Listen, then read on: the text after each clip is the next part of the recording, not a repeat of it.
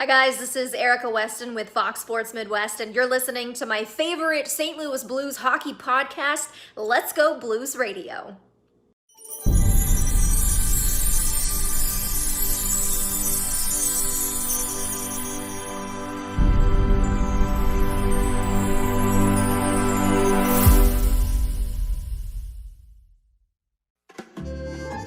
Support for Let's Go Blues Radio is brought to you in part by Manscaped, the very best in men's below-the-waist grooming. Oh my God. Get 20% off and free shipping with promo code LGB at manscaped.com. Look good, smell good, feel good with Manscaped.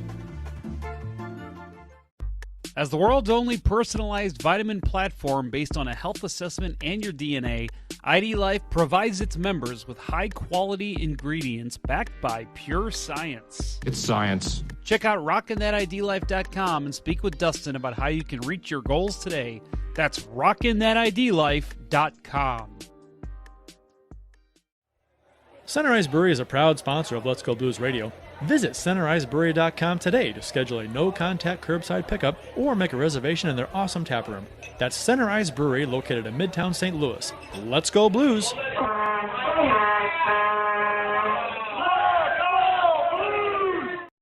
Welcome to Season 9, Episode 25 of Let's Go Blues Radio. We're the often imitated but never duplicated.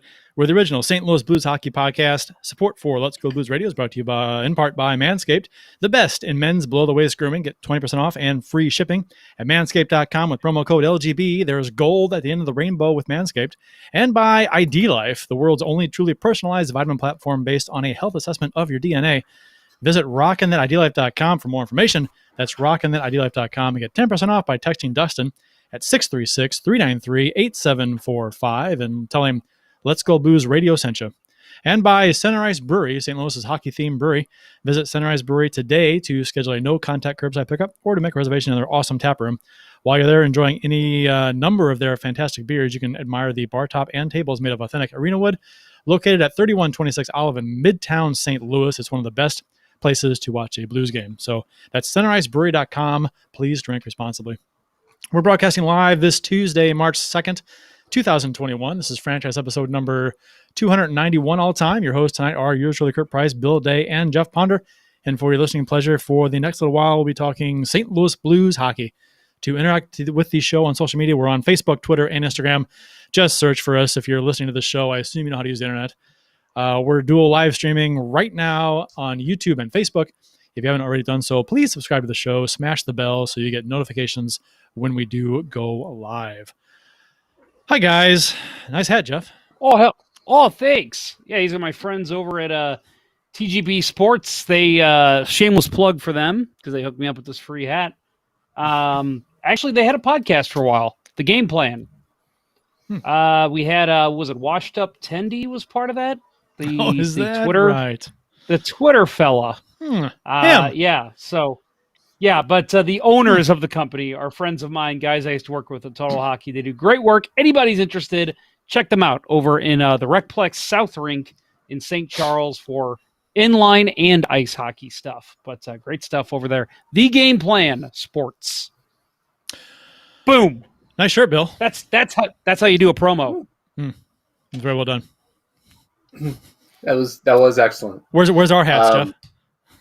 Yeah. You don't get any. We see how you are. Oh, it's just they wanted the best looking host to have a hat, so I got one. Well, I thought you meant my hat. You get to pull first Discord duty then. Yeah, right. I'm good with that. Bill is sporting a nice goalie mask shirt. You got what we got here? We got is it Liut, Joseph, and who's the other one? It's the Allen Winter Classic. Okay, all right, nice. So, interesting addition to the other two with Allen, with Liut and Joseph. Yeah. This, I mean, it was timely when this was created. So this is one of my favorites hockey websites to get anything hockey and art related. Hockey by Design. They have a great store. Lots of cool things. T-shirts like this. I have another one. The Canadians. with Jacques Plante, Ken Dryden, and Patrick Waugh. Same motif. There's an artist on there, Ali Kloss, who does a lot of goaltender mask designs. I'll be putting up a bunch of prints that I've acquired over the last couple of years in my office. So hopefully next show I'll be able to show those off a little bit more. But yeah, check them out. Good follow, especially they do jersey reviews and all kinds similar to Aesthetics. Whenever new jerseys come out, they'll do reviews, and great follow. Hockey by Design. Look at these free plugs we're giving here, guys. Curt, what are you plugging tonight? I got nothing. I'm getting a shirt in the mail this week, and I can plug it next week, I guess. But I paid for the shirt, so I'm not sure I want to plug them. No, I paid for this too. Yeah. So. Well, So Jeff's only got free stuff. I didn't pay for anything. Well. We'll talk after Austin the show. Lynch. Amen. Austin Lynch, we need Let's Go Blues Radio beanies. I agree. That's something I've said that we're going to do for a long time, and we haven't done it. As long as we I'll don't look call into them, that, Austin. As long as we don't call them beanies, we call them toques. We can't call them beanies. I think there's a difference. It's a hockey. Is that not a toque you're wearing? I think this is a toque. What do you call the ones without the little pom-pom at the top? Oh, that's not a toque. I call those beanies. I'm gonna look up toque. Maybe I'm wrong here, but that's what I've always done. A toque is a chef's hat, but I've always called. You know what? What Jeff's wearing. Yeah, it's ball on top or no ball on top toque. Yeah. I'm getting pictures of both, so. Yeah. Yeah, I call my regular ones that I wear, the ones without the balls on the top, I call those beanies. So we'll see. I could be completely off. Maybe that's just my own thing. I think beanie is more of an American thing, is it not? Oh, I think it is. Because toque's Canadian and beanie's American. That's the difference. They're probably all. That's my point. We're a hockey show. Let's call them toques. It's because we're gonna be cool. Bill mentioned Discord duty. We launched a Discord server last, I guess, 2 days ago, yesterday? 2 days ago. We kind of soft launched it. So, people can kind of join as they want to. And you can go there. You can talk Blues hockey to the Blues fans anytime you like. There's an open voice chat if you want to chat, with your voice, not just text. With other fans too, if that's your thing. But we also started it so we can do some post game stuff on there with us, so we can go on there and talk with some of you guys after Blues games. So and we can also do post shows on there. So we're looking for a name for that.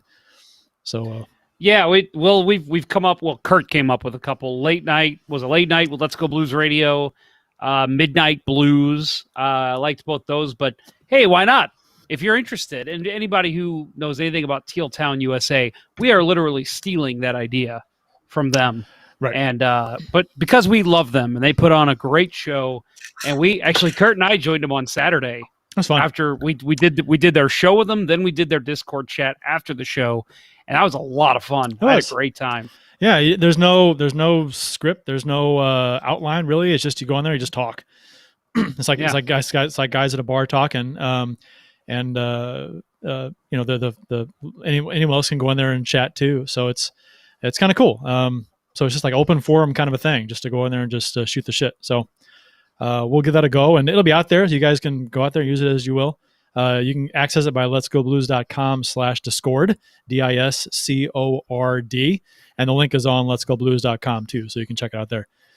So give it a go. Go there, sign up. If you don't know what Discord is, it's basically a chat room on steroids. It's a bunch of different options you can do. It's kind of neat. There's some bots in there that'll post things automatically, which we're working on getting that working. So should be fun.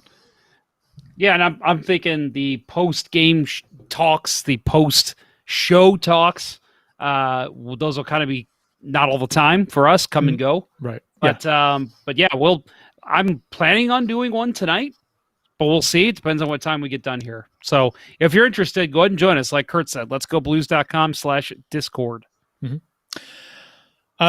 We launched a new sponsor last week. We didn't have time to really talk about it because we had Ben Hawkman on as our guest last week, which was fantastic. So we had to kind of shift the show around a little bit, and we didn't. But I wanted to talk about just for a second.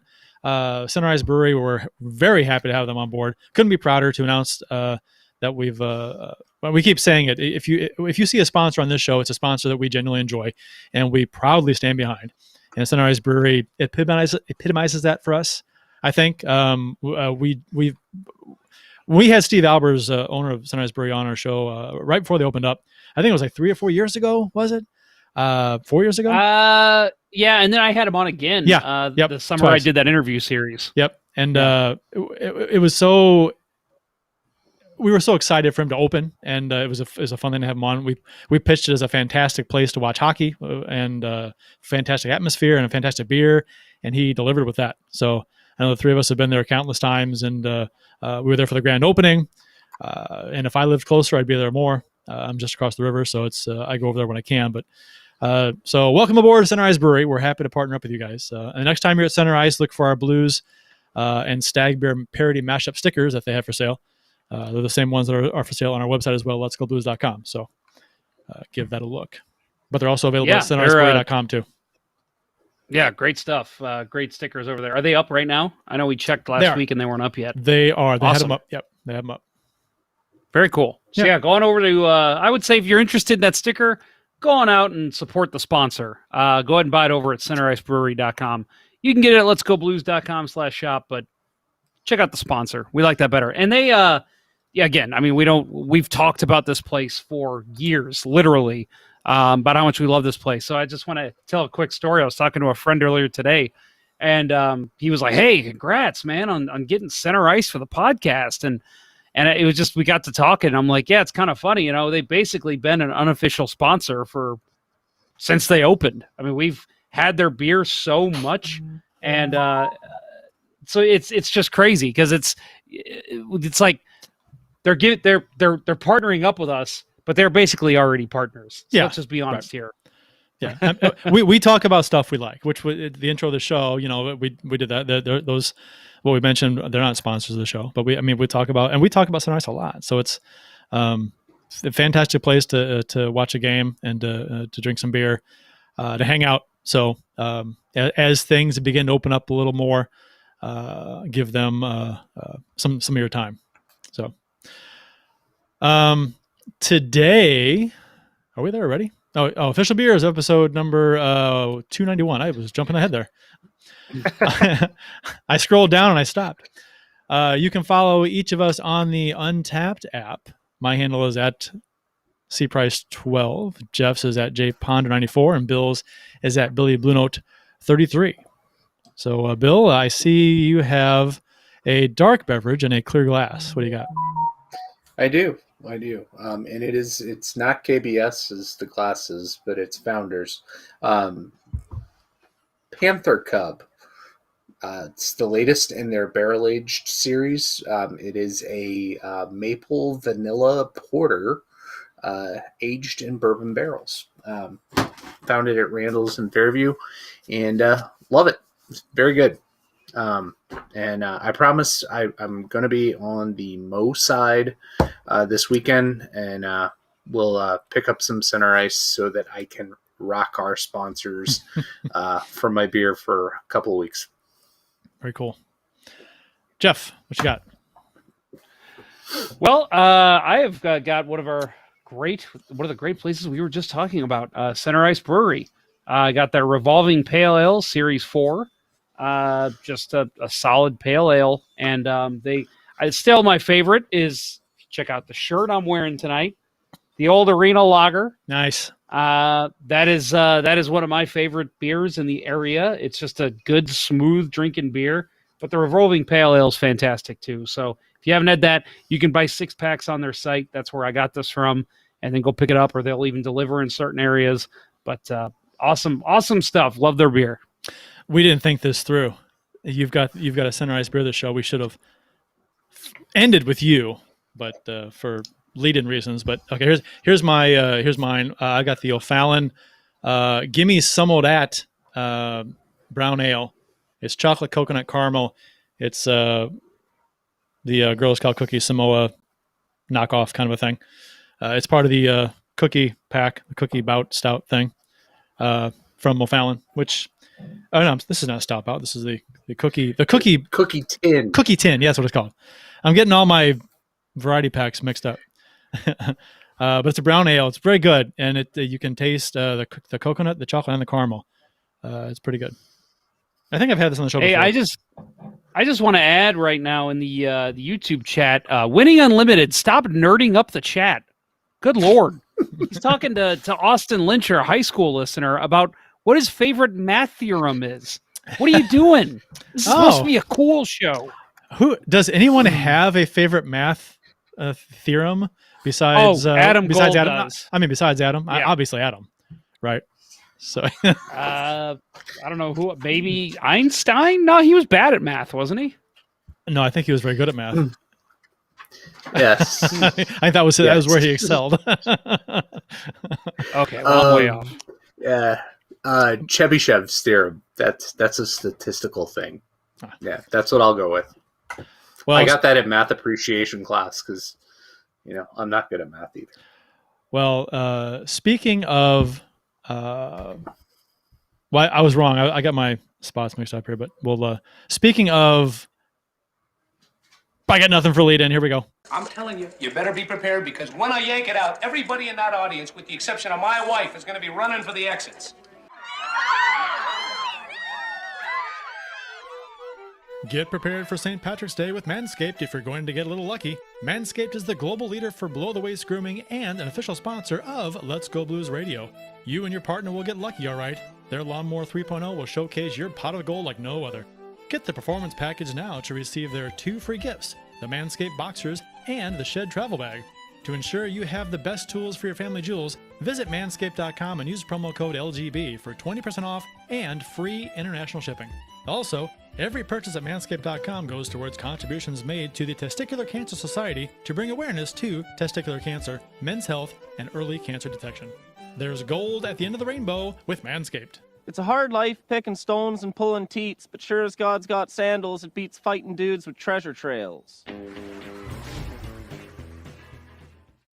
Do you know how hard it was recording that to do the to say Testicular Cancer Society when you're rattling off something and trying to do it, not fast, but not slow and like you're reading it.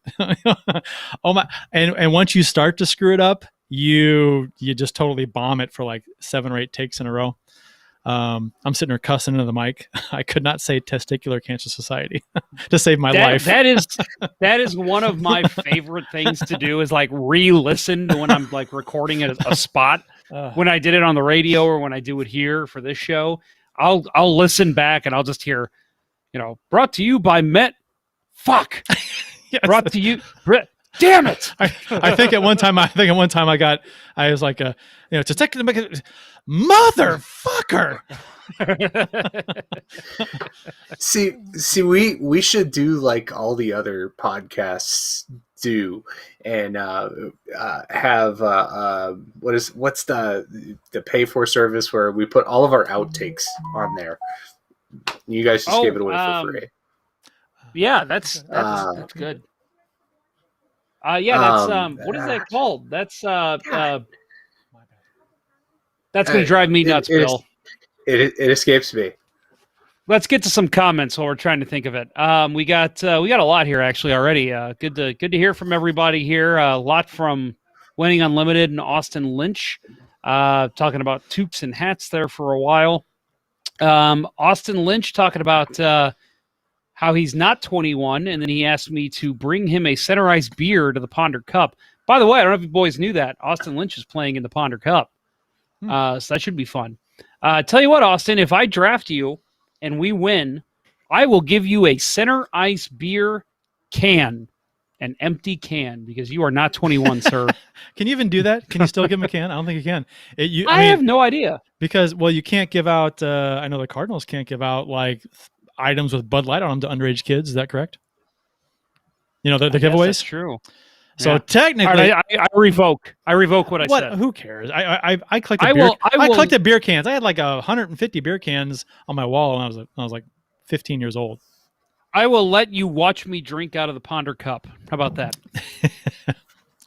Because that does happen, by the way, when we win, and this gets cleaned very thoroughly every year. The winning team typically does take a lot of drinks out of it. It should be thoroughly cleaned after Gold had it. I saw some pictures. And it was. It was. You should. Yeah, Mr. Gold had a good time with it. Yeah. And I mean, you who know knows? When he returned it, he even brought extra cleaning supplies. He's like, in case you want to go over this again. And I'm like, good Lord, dude. And Puckguy14 has joined the chat, our friend from Tealtown, USA, guy we talked to a lot on Saturday. Had a good time with him. By the way, Eric, I don't think I told you, and I feel comfortable telling you now, I was very drunk when I was on your show, and I'm not sure if it came across or not. Curt? Oh, did it come across that way? Oh, yeah. Okay, figured. Well, you did tell me beforehand, or right when you joined, or right at the beginning of the show, you texted me and said, I'm drunk. And so I looked for it. And I saw it, but I'm not sure if those who didn't know could tell. Yeah, I was trying to behave and not be obnoxious, but I was a good 10 to 12 beers deep at that point. We've got he says Manscaped, great work, and I believe the GF used your code, and she was happy. So thank you very much, Tealtown. We appreciate that for the support from you guys. Good. I was just gonna ask about that because we discussed Manscaped with him on the when he was on a while back. So I wonder if they got the performance package, which you get 2 free gifts with that right now. With boxers, you get the boxers and the shed travel bag. And again, I hate to keep plugging our sponsors like this, but the boxers, those are the most comfortable boxers I own. They're good. I mean, everything I've had from them has been just some quality stuff. It's funny because they don't talk about the boxers or their t-shirts, but they talk about the shavers and the body washes and the conditioners and stuff like that. But it says something when their boxers and their shirts are amazing. It's like, well, God, stuff they don't even push is great. The stuff they do push is fantastic. So, where are we at here? We are on Today in Blues history, are we not? I'm all messed up. We're all messed up on this show. We always are. Today in Blues history, courtesy of the @STL Blues History Twitter account, March 2nd, 2021. March 2nd, 1991. Brett Hull became only the 3rd NHL player to score 70 goals in back-to-back seasons in a 4-4 tie versus the Philadelphia Flyers. Hextall was in net for the Flyers. Hull's goal made it 4-2 in the 3rd, and this was during the Blues' long winless streak in Philly that started after the Blues famously went into the stands in Philadelphia to fight some fans. So I think that was around 72. So this game was in 91. So they were going on 20 years without having won in Philadelphia, and they had a 4-2 lead in the 3rd period in this game. And then Berube scores for the Flyers in the 3rd to make it 4-3, and they eventually tied it 4-4, and that's how it ended. Son of a bitch. Because back in the day, they had ties. They kissed their sisters back in the day, and I always said I would rather lose than tie because I sat there for 2.5+ hours, and nothing was accomplished aside from getting a point, in the standings. I disagree, but I always disagree with you. You're never right. You'd rather tie?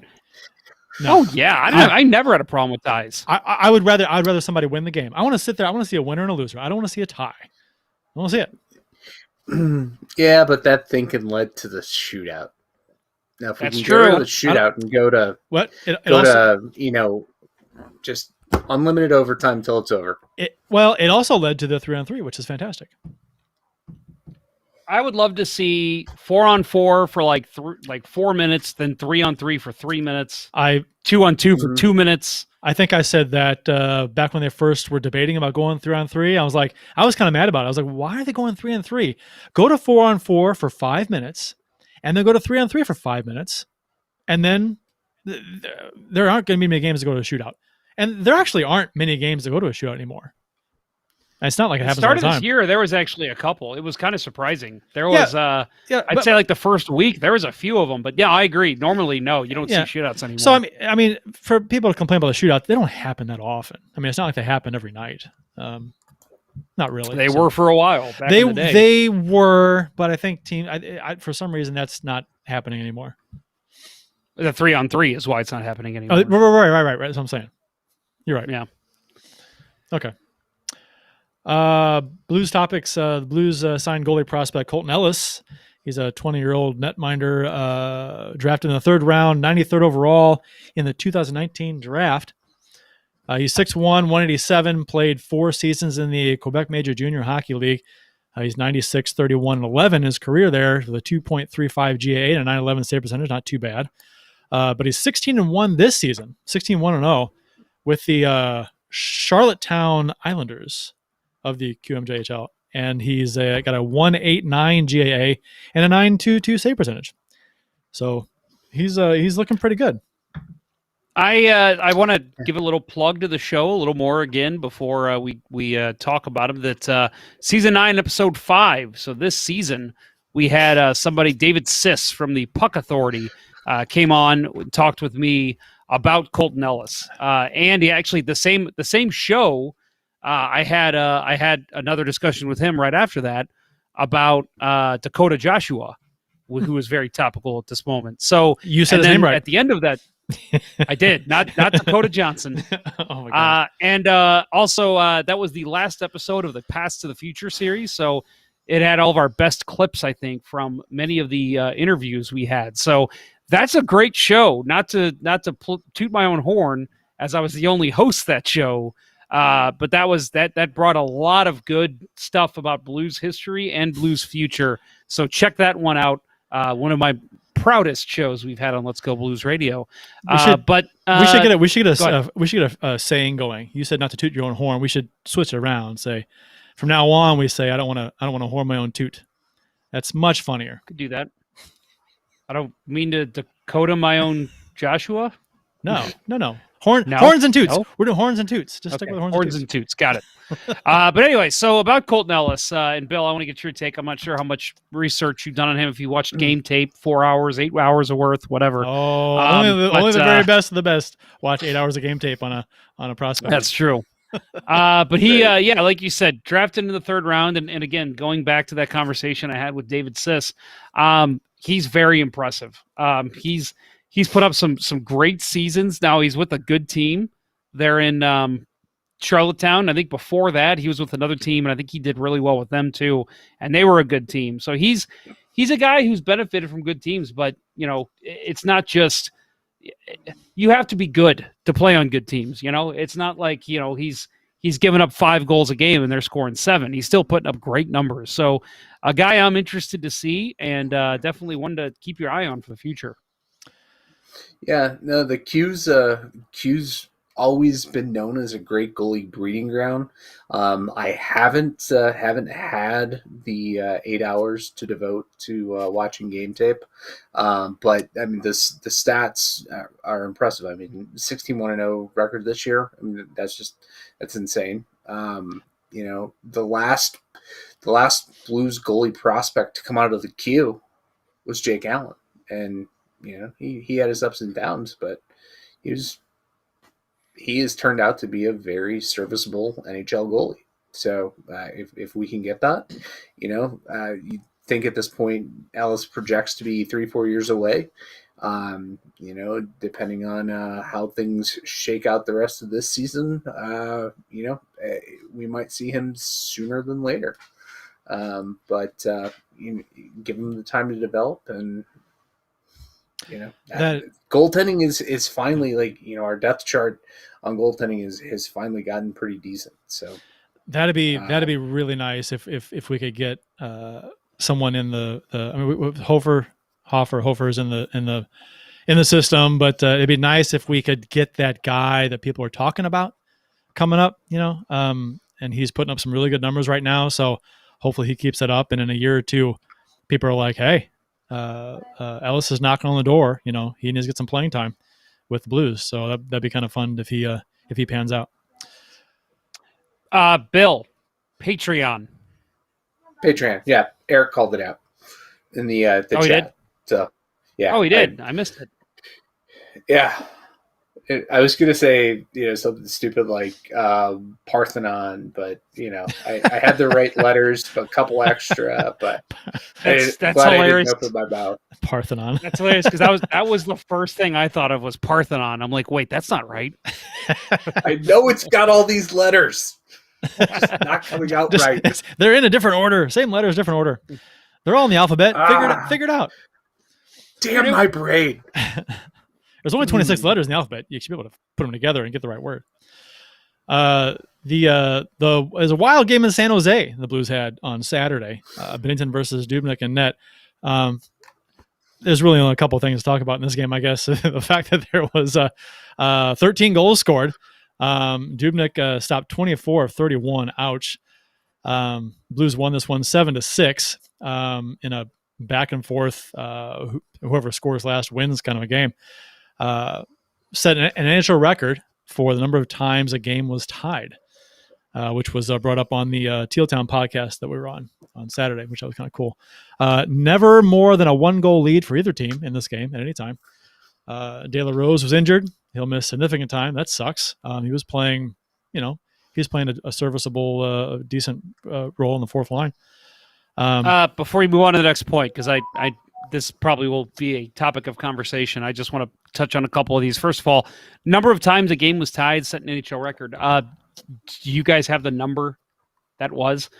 Because it is crazy to think a game with that many goals, it was tied that often. Like, well, it was tied nobody really. Do you count 0-0? Well, no, but let's count 0-0. Well, yeah, you have to count 0-0. Okay. Yeah. 0-0. So yeah. But no, I'm just saying that they with how many times that game was tied, it's crazy. You think like nobody got a stranglehold on that game. It was just back and forth. And that's the kind of game that high scoring fans like. They want the high scores. They want the back and forth. Not my favorite type of hockey to watch. No. It's very frustrating, but I, fun game still interesting. I mean, you're out of your seat the whole time. Every break in, every chance you're thinking, oh, there's going to be a goal here. Here comes the next goal of the game. I think counting Curt. seven times. I think that's pretty good. That's a lot. Yeah, 7 times the game was tied. Yeah. So, like I said, De La Rose was injured. Binnington was pulled after the 4th goal against. He stopped 15 of 19. One was a softie. I don't think I had a problem with the other ones of him, but that one that went by his glove, I thought he should have that every time, which was the last one he gave up. So that was one of the weakest goals I think I've ever seen him give up. Yeah, I didn't like it. I don't know what happened there. He just missed it. It happens, every once in a while to a goalie. But I mean, I know we make this joke a lot, but I can confidently say I think Bill Day would make that save. I mean, and again, like you said, I was going to say it's you're going to give up your weak ones. That's going to happen, but that was the weakest of the week for Binnington, at least. It's pretty bad. And when he was pulled, so this was talked about online, and Binnington was just raked over the coals by I guess a lot of Sharks fans and just NHL fans in general, who actually Binnington is not the most well-liked goalie anyway. So they jumped all over him. And so I wanted to get your guys' take on this because, okay, here's what happened. He gets pulled, so he's skating to the bench, and then he goes by the Sharks bench, and he gets chirped, which was kind of confirmed by Pang last night on the game. He talked about it. So can I ask you guys, what was the chirp? What do you think somebody said? Oh, I don't know. Well, it could be anything. Let's speculate. Let's speculate wildly. Who was it? What was it? What was said? I'm sure Kane said something. I'm gonna go with. Oh, I bet Bieber would have scored that one. That's a good one. Could be a callback to he looked nervous. Yeah, that would have been a good one. It looks pretty nervous to me. Yeah, that's a good one. Yeah, I bet you he's gotten a lot of that actually. Oh, I'm sure he has. Yeah. So he skates by the sure. Sharks bench, then gets chirped. And it kind of just, you can tell in the video when he gets chirped because he was like, whoop, circles back, and he's like, no, I'm gonna do something, and he just hits the first guy. Well, shoves the first guy that he comes across, which was who was it? It was a nobody. I can't remember who it was. Simic. It was Simic. Simic, yeah. Yeah. A nobody. So, yeah. So, but Simic was like, what the hell? Because I don't think he probably didn't chirp him. He didn't. It genuinely looked like he didn't know what was going on. I think it came from the bench. Personally. Oh yeah, I'm sure it did. That's where chirps usually come from. Yeah. But and then he goes by Carlson at center and gives Carlson a little fake out punch with his blocker, and Carlson flinches and kind of ducks away, and it's the old grade school. I made you flinch. And then he's skating to the corner to leave the ice, and goes by Dubnyk, and Dubnyk comes out of the goal. And this is where I had a question, because if you're Dubnyk and you see what he did, shoved the guy at the bench, and then gave the Carlson a little half chop at center, that a fake chop, and you come out of the goal and to just essentially wave your finger at him, it's like, hey, you stop that, get off the ice. If you're going to come out of the goal, I mean, drop your gloves and fight him. I do something. Don't stand. And then Binnington kind of shoves him, and Dubnyk kind of shoves at the same time, and they kind of just separate. I was a little annoyed at Dubnyk. I'm like, if you're going to come out of the goal and challenge a guy, fucking challenge a guy. I mean, drop the gloves. If you're gonna, you saw what he did to your teammates. Did you hear what Dubnyk said after the game? What he said to him? Yeah, he said get off. He said, what are you doing? Get off the ice, something like that. He said get off the ice, calm down, is what he said, which he probably did. But like, again, if you're gonna come out of your crease like that to a pissed off Jordan Binnington, and you're gonna like just get in his face in a way, come on, man. You got to stand your ground a little better than that. If that's all you're gonna say, you say that from the crease. Yeah, right? You don't skate towards him. I mean, I mean, Dubnyk might be a nice guy. He might just genuinely want to say, hey, get off the ice. Come on, knock it off. But honestly, if you're not gonna challenge Binnington, just stay in your crease and don't say anything. Just let him go off the ice. He's obviously heated. All you're gonna do by skating to him is make him think, well, now I got to fight this guy. So bad move by Dubnyk if he wasn't expecting an actual fight. And I'm not, I would have loved. It's funny because a lot of people online were calling Binnington a baby, and oh my gosh, there's no place in the game for that. He's such a crybaby. I'm like, hold on, what happened? Every single goalie fight clip on YouTube is celebrated. Every time a goalie stirs stuff up, people love it. And what Binnington did, let's be perfectly honest, it was nothing. He shoved a guy, and he made Carlson flinch, and he shoved another guy. He didn't punch anybody. I'm sure goalies whacking players with on the back of their knee when they stand in front of in the crease. That's a lot more damaging than those two shoves he got. The shoves were nothing. They're shoved. Who cares? You don't see it that often. That's why it's interesting. But it was a nothing thing. People act like he was just like, I forgot the Vancouver Canucks player who challenged like every single Blues player back in like 96-7. When was that? Jersey was off. He's like he challenged Glenn Anderson, challenged everybody, and nobody fight him. It wasn't anything like that. It was just I don't know. It seemed like a kind of a nothing play that I kind of laughed about when I was watching it. I was like, that's funny. I love that. That's fun. And then you go online, people thought it was the worst thing in the world. I'm like, come on. And we got soft here? We're getting soft. No, and that's what I love is if this was 20 years ago, I think that's way more celebrated, even if Twitter was around. Now you've got people who see that and just, you can't act like that. It's a gentleman's game. Yeah, it's not. And I think that's what, and I'm 100% with Doug Armstrong. I'm sure you saw what he said. I don't have the exact quote in front of me, but he did say, he said something like, he loves the fire, he loves the passion. That's what you want in your players. Sure. And 100%, you want a guy who is pissed off. He just gave up a bad goal and pissed off that his team's losing. What did Jamie Rivers said? Give me 20 Binningtons. after that play. Yeah. Oh, 100%. Yeah. No, that is the exact response you want from a goalie, especially in that situation where you have to skate off, down into the corner, because that the Sharks, the Shark tank is set up that way. You got to skate by the other goalie. If he chirps you, you're gonna chirp back. If he comes at you, you're gonna go at him. And I was very disappointed that Dubnyk wasn't more of a willing participant. But I think Binnington got the reaction that he wanted.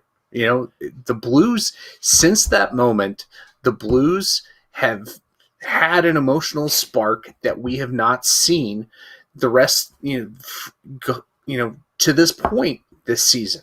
They look like a team going through the motions, and since then, they've gotten a kind of riding the crest of a wave emotionally. What are their 8 goals for, 3 goals against since that happened?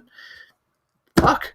Yeah. I love it. Yeah, I know. I and Puck Guy 14 said Vancouver was a Hirsch McLean. I wasn't talking about the goalie. I was talking about the skater who was challenging all the Blues bench, and it was Gino Ojic. That's what I was just going to say that. I think it was Gino Ojic. Yeah. I looked it up. Yeah, and Nolan just said that, Gino Ojic. Yeah, same. And that was crazy. And no Blues player would take him. And I was always a little embarrassed of the Blues for somebody not putting him on his butt, because we had some guys to do that. They didn't do it. So that was so anyway, I liked this a lot. And some Blues players said that they thought it was they really rallied around that. They came back and won the game after that. So I mean, granted, they allowed some goals in the third, and they didn't play great hockey in the third, but I mean, they allowed some goals, but they won the game. They came back from behind at that point and won the game. So win-win. Well, and let's face it too. And I get first point I'll make here. I know it sounds like I bash Jake Allen when I compare him to Binnington, but compare that to if that were Jake Allen. He probably skates off. Somebody says something, he ignores it, he goes off. Yeah. And you know what? That's a lot of goalies in the league, and that's fine. But how many times did we see Jake Allen give up a soft goal, even after getting pulled? The Blues would just they just had no life the rest of the game. It was just, this game's over. That was the sense you got from that team. And I think it was even, I don't remember who it was, but somebody made a comment once, might have been Steen actually, that like this team, we give up a goal and we just stop playing. And that's exactly what that was. And then now you fast forward to now, Jordan Binnington is pissed off, goes after some Sharks players, and all of a sudden the Blues come out and win the game. I mean, that's a complete 180 from what we saw 5-6 years ago. Yeah, I like fire my players. Now, I don't condone dirty play. What? No. I mean, now if he had sucker punched and actually made contact with Carlson, the blocker to the face. He's doing some damage to that blocker, and that's a gutless sucker punch. That's not cool. But the whole fake out thing is kind of funny. Right. So totally punked him out. Loved it. He did. So Bill, that was intentional. That was just a punked. I'm gonna act like I'm gonna punch you like he wasn't actually trying to punch him, right? Oh no. Yep. Yeah. That's what I thought too, and I love it. I love it. And I hope he said, talk some trash, called him Jack Sparrow, something. As he was, throwing the fake punch. Some people thought some people thought he actually punched him, and they'd be corrected. It's like, no. He did not make contact. I'll admit, in real time, I thought that, but the very first replay, it was obvious he didn't. Yeah. And I'll add real quick what I said on Tealtown Saturday. If this is any other arena in the NHL, that whole thing doesn't happen. Because again, everybody knows now after seeing that Binnington gets pulled. If he knew right away, I got to go to I got to go off ice, down the ice, take the walk of shame, basically.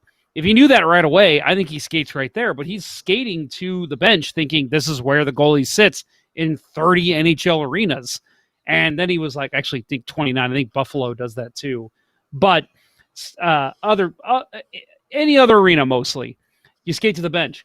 Well, you got to think he's pissed off. He's skating to the bench. He's probably got guys yelling at him. hey, no, go down there. Yeah. And then he's like, oh, fuck. And then he hears a chirp, and he's just like, motherfucker, I can't catch a break. Well, that could have been the chirp. He just gets pissed off. That could have been the chirp. Yeah, wrong way, dumbass. That could have been. That Other side of the rink, dumbass, like something like that. Yeah, I agree. By the way, F117 Nighthawk called me out saying the Bieber joke was a dad reference or a dad joke because I'm trying to be hip. Screw you. I'm young. Look at me. I'm wearing a toque. Don't you mean a beanie, American? Yeah, whatever. So Husso came in and stopped 19 of 21. Played pretty well. He calmed things down for a little while anyway, because it was like goals were going in, and then he calmed things down and they started happening again. So secondary scoring was big in this game. Blay, Sanford, McEachern, not McEachern. Who's tired of that? I'll never understand that. Where is that coming from? And is that just like a weird like speech impediment that he has? No, I just don't get it. I've heard other people say it too, McEachern, and it's not. It's McEachern. Scandella had 2, so we had 5 goals there from guys we don't typically get a lot of scoring from. I mean, Blay, you hope to, but Sanford, McEachern, Scandella too. That's you need secondary scoring, and it was almost all secondary scoring in this game. We have a hot take alert in the chat. Brian Roberts says, "My hot take with hockey: fighting rarely motivates a team. You getting a goal 10 minutes later wasn't from the fight. Only seen it work once, and that was Ottawa versus Wild from like 5 years ago." I disagree. I'm going to strongly disagree there, Brian, respectfully. It's just, again, having played in some semi, important games back when I was younger, when hockey actually, was more of a lifestyle for me.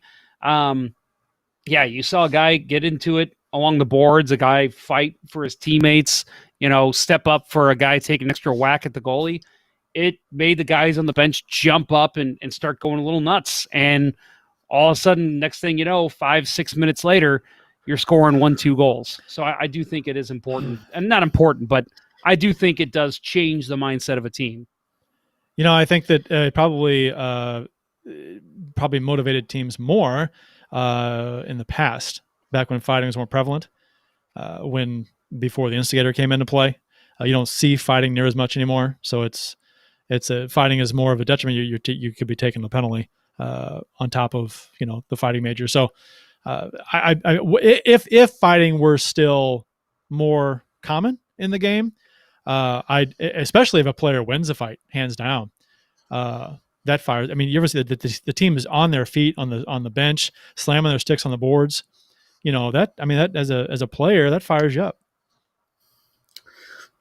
But I think over, because of the instigator rule, you don't, back in the early 90s, you'd have, coach thought team needs a spark, and he's going to, throw out the guy to go up against Probert and see if they can't spark the team. That's not going to happen as much anymore. I think fighting, when it happens nowadays, tends to be more organic. We're past the days of Georges Larac, basically, discussing throughout the game with the other team's goon when they're going to go. And, it happens at a preset time just because that's their role. It's when it happens, because emotions get out of control, I think is when it's going to spark it. And I think that's the kind of fighting you see in hockey nowadays. And especially when it's coming from a goalie who just got yanked, that's gonna send shockwaves through the rest of the team. And you love to see that. You love to see the fight. You're not going to put up with, I just got yanked and people are going to chirp me. I'm going to go after them. I mean, obviously he was trying to draw a penalty out of the Sharks, and he didn't get it. But at the same time, he got his team to focus. Take the focus off. That last goal was a shit goal, and no NHL goalie should be giving that up. And now they're focused, they're motivated, and they've got a reason to play for him. That's a great point. It did make, I mean, that goal was a bad goal, and no one's talking about that goal. Really. It's all about what happened. I mean, they're not focusing on, oh, we just gave up a goal. They're focusing on, what Binnington did. And that's a complete, it really, if anything, it just took away San Jose's momentum. I mean, if you want to spin it that way. Brian Roberts adds to his comment. He's only seen it work once. That was I said Ottawa versus Wild. He said that that's actually Steve Ott versus the Wild. Sorry, limit on words. So my apologies. I just saw Ott, thought that was Ottawa. Sean Nolan, friend of the show, says, "Hey Brian, that's my purse." Giving a little jab there. Hopefully you two can fight. But tell you what, if you're going to fight, you're going to need something to motivate you before, and you're going to need something to cool you down afterward and replenish all that energy you lost. And you're going to get all that from rockinthatidlife.com. There's nobody on this planet exactly like you. But with ID Life's genetic testing, you'll find out exactly how you're made. You'll learn to work with your body rather than against it. ID Life is the world's only truly personalized vitamin platform based on a personalized health assessment and your DNA. And for the month of February, add a DNA bundle with personalized vitamins to your cart, then click on Your Personalized Vitamins in the top menu bar to take the HIPAA-compliant assessment. After you finish, add your personalized vitamin recommendation to the cart to receive up to $100 in instant savings. Say what? I know. Crazy, right? But you heard that correctly. $100 toward the health journey only you can take. Visit rockinthatidlife.com to begin learning about your body today, and tell my friend Dustin that Let's Go Blues Radio sent you. That's rockinthatidlife.com. That was my fault. It was wrong image. Yep. Yep. And rockinthatidlife.com is no longer a sponsor of Let's Go Blues Radio. Wrong image. Let me see if I can put it up here now. You can get that with all of this. Put it up here. We can talk about them for another second. Again, just want to text Dustin. He gives you 10% off of your order. We're going to get the image up here for you for you YouTube and Facebookers. There it is, right there. 636-393-8745. If you text Dustin and let him know Let's Go Blues Radio sent you, you'll get 10% off on whatever your order is. Whether you want to get the energy like me, that's something I've pitched every show. The hydrate's great. They have so many great products there. The what's that called? The DNA kit with the personalized vitamins. That's a great pickup for anybody looking to kind of improve their lifestyle. Again, 636-393-8745, 10% off your entire order.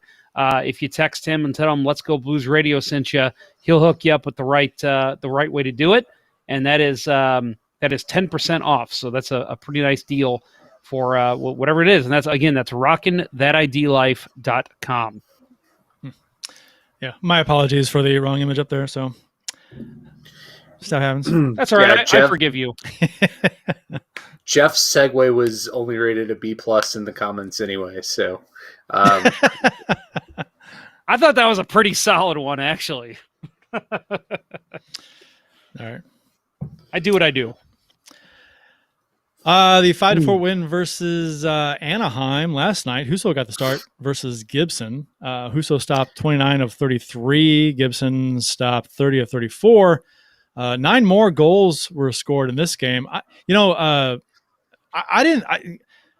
the get-go, I didn't think Gibson looked good at all. I thought he was fighting the puck. The very first shot on goal, he gloved and dropped, and it kind of slid wide, and there was some like there's a wraparound that kind of went through a bunch of close calls, and he didn't look solid. Didn't look and he didn't he allowed 30? I guess 30-34 is not terrible, but early on in this game, I didn't think it looked good at all. Yeah, he had to work his way. Oh, go ahead, Bill. I was just gonna say, he struggles at the beginning of games, but I didn't think, that this was any worse than any other start. But I really thought that the Peng and Kelly analysis of that first goal, like, that was a fucking hell of a shot. I mean, absolutely perfect, bar down. I got him slightly off his angle.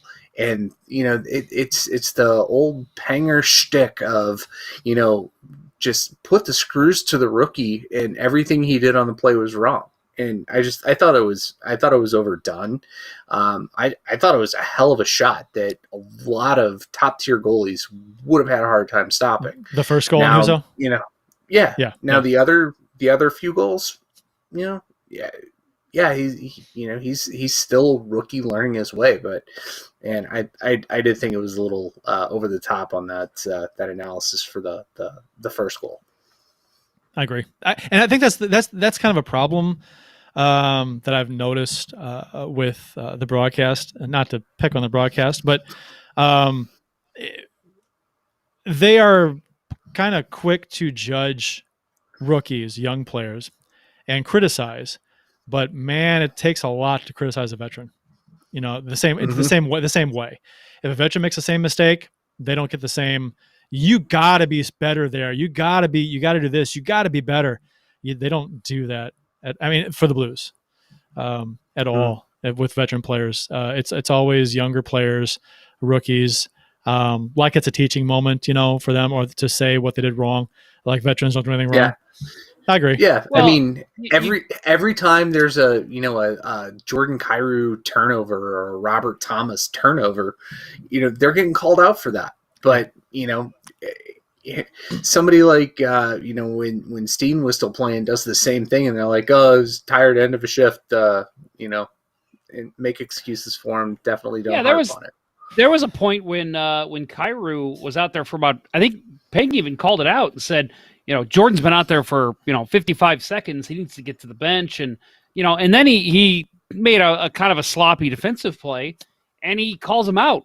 It was almost in the same breath. And it was like, you literally just said he's tired and he needs to get off, yet you're going to criticize him for his defensive play. And I don't know if you guys know, if you look closely enough, there's a reason why Kelly and Peng are more critical of younger players. If you look at them in the pregame, if you look close enough, behind them in a dark hood is Ken Hitchcock, and he's telling, do it, make fun of the younglings. Sorry, bad Star Wars reference. That's 2 weeks in a row, Curt. Scandella lost 2 teeth in this game, his fake teeth, which I wasn't at first when they said he lost teeth, and then they were told later it was fake. I'm like, man, it got sucked to lose your 2 front teeth on one stick. He got hit hard with that follow through. Man, the shaft of the stick right across the bridge of the teeth. Oh God. And then well, what did you guys think? I mean, in terms of the rules, because I heard a lot of people complaining about it on Twitter. Why wasn't that a penalty? That should have been 4 minutes. It's a follow through. Yeah, it's follow through. So that's not a penalty. No. Now I'll say part of, and I'm not just talking about this play in general, or I'm speaking in general terms. If a stick comes way higher than a guy's waist on a follow through, I think that should at least be considered, because I've never taken a shot where the stick's coming above my head. But I've seen follow-throughs do that in the NHL, and I'm like, really? Like, you should have more control of your stick. But in this instance, I will say that I don't think a penalty was warranted, and I'm glad the referees got that one right. I think if you go penalty when the stick comes up higher than normal on a shot, you're asking for trouble with trying to, because different players shoot different ways. I'm not sure how that would work. But I did want to mention. I know. It's just odd to me that you can tell a guy like, hey, you can't go in for a hook and slash a guy in the face and you might get 4 minutes. But if you take a shot and you lose control of your stick on your follow through and it hits a guy in the face, that's okay. I just think there's too much gray area there. It was mentioned. You guys talked about the last thing we talked about was the broadcast team mentioning players' time on the ice, which they have access to that information now with the player tracking stats, and so they can tell how long players have been on the ice. But the thing is that so Pang will say, "Wow, my gosh, so and so has been on the ice for a minute and a half, or almost 2 minutes," and it's a topic of conversation sometimes about how long a player's shift is, when that's always been the case. It's just that now they're getting clocked on it, and so it's being talked about. You know what I mean? They're acting like this is a new thing, but it's not really. I think it's easier, because the data is at their fingertips now. It's right. Easier. I think during the Hitchcock era, it was, like the mantra was, 30 to 45 seconds and off. Right. And so it was more of a talking point, but now it's a data point, and they're looking at it and, oh my God, Colton Parayko's been out there 2.5 minutes, and, which happened early on in this season. And like, oh yeah, good thing Hitchcock's not around anymore. Somebody would be dead. But yeah. No, I mean, I agree. It's just odd to see. And I actually kind of enjoy that talking point. I think it adds to the broadcast. I don't like seeing the bar above the player that much, but I do like when it's brought up. Oh wow, look, this player's been out there for a minute and a half, 2 minutes, and it's like, oh, I didn't notice that, but now that was called reference to, that makes sense, because he had the last Blues shot on goal or whatever. I think it's actually very interesting to see how these guys can get stuck in their own zone, or even stuck in the offensive zone, especially speaking to the first and third periods. It's interesting, but I do think to hold players accountable for that on the broadcast, it's just part of hockey. It happens. The game against the Sharks was the game against the Sharks, right? Where the Blues had 3.5 minutes of possession on the delayed penalty. That was the Sharks game. That's right. Yeah. The first Sharks game. Yeah. Yeah. So that was, and we didn't talk about that. That was fantastic. Never seen that before. Not even close to that long. That was almost a double minor of possession time on a delayed penalty. And so the zone was probably cleared a couple of times, I think, but so the Sharks may have gotten a line change out of it. But they must have had some guys out there for a long time too on that, because that was a long time. That was over 3 minutes. Doesn't Game Center track that now on NHL.com? I'd like to see. That's a good point. I'd like to see that. See how many guys were trapped out there. Yeah, and I think they got a line change or two, or some guys did, because the puck was cleared a couple times to center. But I don't know. I'd be curious too. It was third period, so they had easy access to the bench. So yeah, they were able to get a couple people on and off. Yep. Dakota Joshua. God, I almost said Johnson again. Dakota Joshua, which is funny because I was last night. Amy and I went to Duffy's in Kirkwood and got a little something to eat. And the start of the game was coming on. And I was recording it at home. I was going to watch the game, but I'll check out the beginning here. And and they put Dakota Joshua's picture up on the screen. I turned to Amy and I said, "Oh yeah, Dakota Johnson's playing his first game today." and she goes, "Dakota Johnson?" And then she started talking about 50 Shades of Grey, and I'm like, "What are you talking about?" "Oh, Dakota Johnson." I said, "Yeah." And it was funny because then Erica Weston during the show said the exact same thing. Mm-hmm. So I was like, wow. Yeah. That wasn't even an issue for me until I heard you. Yeah, until I heard you guys talk, like you and then Erica and a couple people on Twitter mention it. I actually wasn't even thinking that. And now that I've heard it, I think I said it twice today. I'm like, damn it, this wasn't a problem before. Why is his name so hard to say? Dakota Joshua. Because if his name was Joshua Dakota, I don't think we'd have a problem. Maybe, but I don't think that's the case. I think it's just that people assume it's Johnson, and Joshua's a first name, right? So, yeah, Dakota, you start off. It's gonna be Johnson. It's just easy to do. So. Yep. Well, I loved him in Marvel's The Avengers. Dakota Johnson. She had a very, very brief... You have her. She did. Yeah, she had a very brief. You said him. That's why I was confused. I know that was the joke. Oh, okay, gotcha. Sorry. Oh, Sorry. Okay, that's all right. That's all right. I mean, move on. Well, usually No, jokes are supposed to be funny, so I didn't get that. That's why. Yeah, come on. You've been with me now for 10 years, Curt. You should know my jokes are never funny. I know, and I don't want to see other people, so I think it's time. Well, you brought in Bill, and you're slowly kicking me out. I get it. Man, Zoe takes over next week. Yeah, this is the longest breakup I've ever been a part of, Curt. You've been working on this for years. Yeah, I hate long goodbyes too. But no, Dakota Joshua, again, a guy that I really kind of got interested in because he's not a Blues draft pick. He was a guy who was drafted by Toronto. Blues picked him up, and just a guy that kind of bounced around a little bit in terms of his I guess parent team, whatever you want to call it, and never really knew if he was going to make the NHL. Seeing him not just make a game, but crash the net, be right where he needs to be. I mean, that's the type of play you want to see from a rookie. He's not going to be a guy like Sidney Crosby that's going to go out there as a rookie year and put up 100 points. So you want to see a guy like him just drive the net, and if you hit the net, something's going to happen. The puck's going to land at your feet. It's going to be in the crease. I mean, something good is going to happen, especially when you got a Kyle Clifford out there who just bumps people into the boards and steals the puck and gets it on net. So just a great play by him, and really, really happy to see him hit the scoreboard in his first game. It was fun to see the rest of the team too. So happy for him. Like when they celebrated the goal on the ice, you could tell that the smiles were. You can tell the difference between a smile being happy that we scored and a smile being happy for a player for a milestone goal, being his first goal in the NHL. That's pretty cool.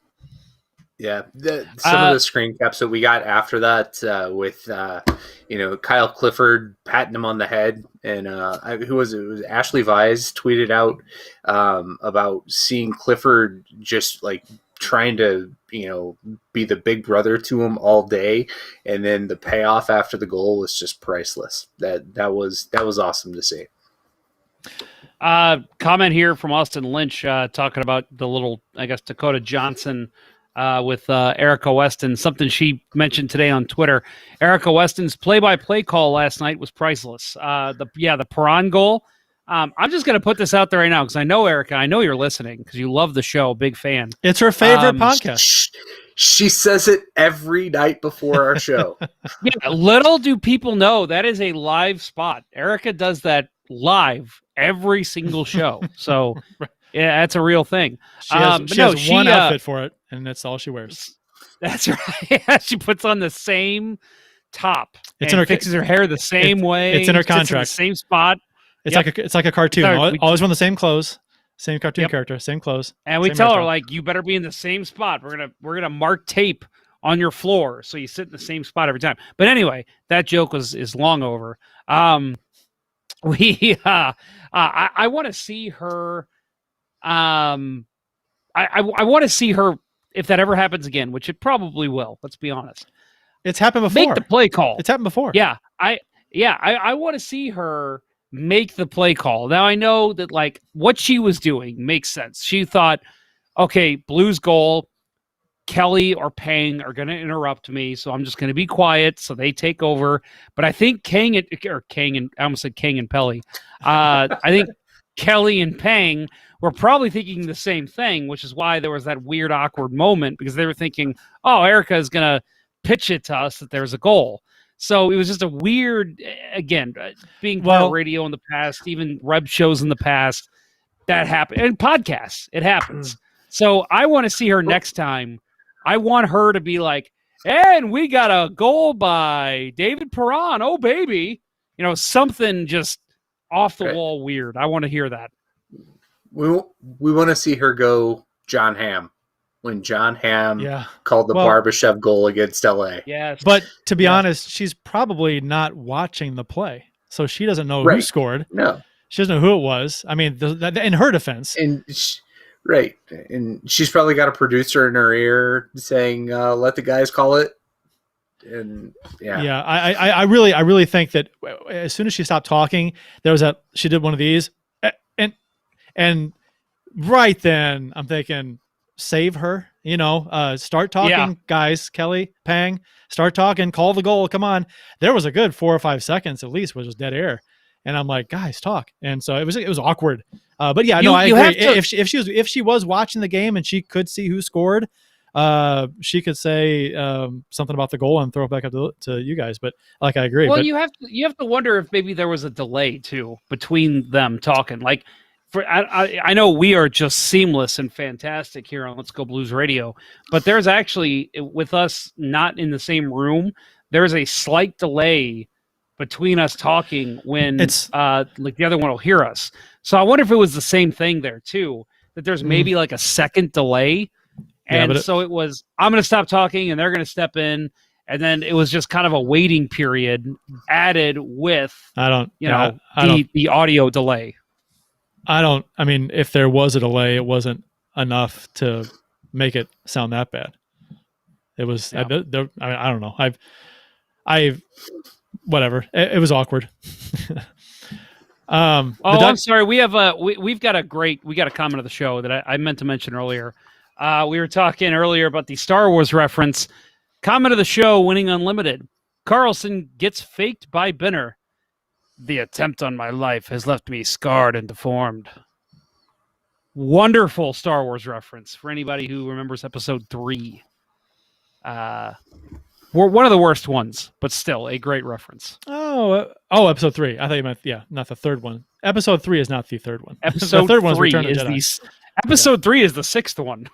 Episode 3 is right, exactly. I'm trying to block those ones out. And you know what? Not to get off topic here, but they weren't. I think they get a bad rap. Yeah, there's issues with them, but come on, there are issues with the first 3 too. I mean, there's acting. George Lucas did not need to be writing the scripts. That's the issue. Acting being the primary issue in the first 3. There's some bad acting. But I digress. Who particularly? Who did you not like in those? Mark Hamill was not good. Really? I didn't hate Mark Hamill. I don't hate him. I just said he wasn't as good as it was noticeable. It was I don't know. I think who was worse, him or Hayden Christensen? He came up. Hayden Christensen's a better actor, but Mark Hamill, yes. Right. Yeah. Mark Hamill was a fanboy who showed up on set and got the part. That's one of the best parts of the story. We might have to have this conversation on Discord. I'm not saying. Yeah, that's a good point. But we'll save it. We'll save it. Remember this. Yeah, we will. Ducks went 1 for 20. We're 1 for 28 in the power play coming into this game, and of course they get a power play goal and go 1 for 4 in the game on the power play. Blues went 1 for 3. Anaheim jumped out to a 1-0 lead early in the first. We talked about the early goal on Husso. This is the third time in his 5 starts that he's allowed a goal on one of the first 2 shots against. So stoppable or not, or tough shot or not, that's a weird trend that needs to go away. I think. I mean, you can't be allowing a goal first or second shot, 3/5 of the time. that is unacceptable. No, and it's as a rookie goalie, it's something that he's got to correct. At some point, he's got to pitch a shutout through a period. Right. And twice it was the very first goal. So I'm retweeting this right now as we speak for anybody who wants to see it. But I want to give some credit here to Tom Timmerman he's still with the Post, correct? Yes. So Tom Tim, you can follow on Twitter. He says, so Husso has now allowed a goal on the first shot on goal he has faced twice, the second shot on goal twice, and the third once. Okay, so it's 4 times then. 4 times out of his 5 starts, he's allowed a goal in the first. So every start. Oh wait, so that's not okay. That's shots he's faced. That includes shots he's faced coming into a game. I was just talking whether about it's starts. A start or in relief. I was just talking about the starts. Okay. So it's a goal on the first shot twice, second shot twice, third shot once. That's rough. That's 5. Yeah, that's rough. Woo. And he's played 7 games. 7 games. Yeah, that's rough. Yep. You can't do that. That's not good.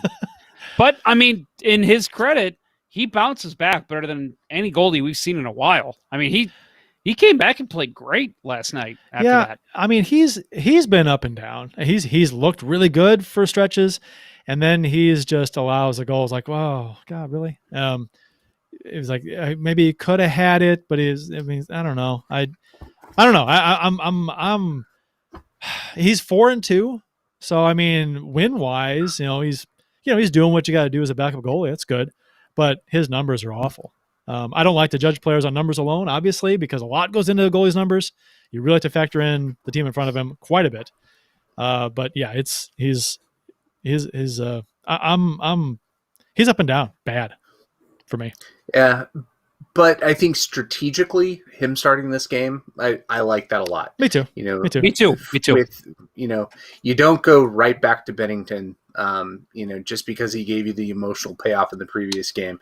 You want to piss off Binnington, right? You want to make Binnington, or at least make him have some doubt in his mind that he's got to earn it back. And I want to see Binnington to come out tomorrow night and play an emotionally charged game. Did you see the rumblings about Binnington, and some folks are saying that Husso should get more starts in the 1A 1B thing, or Binnington's job should be in jeopardy? Did you see some people are saying that? Have you seen that? That is absurd to me. And somebody came out and said, like the Stanley Cup gives him a free pass. I'm like, yes, it does. It does give him a free pass. It absolutely does give him a free pass for a long time.